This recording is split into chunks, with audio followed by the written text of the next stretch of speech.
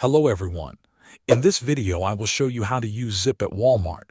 First, make sure you have the Zip app installed on your phone. Open the Zip app and sign into your account.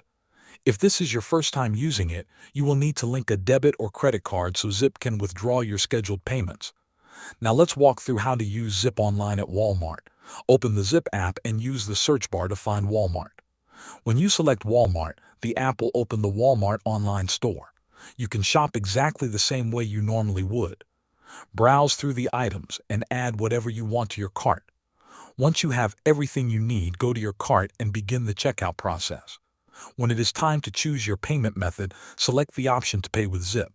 Zip will then show you a clear breakdown of your 4 payments, including the amount you will pay today and the dates of your future payments.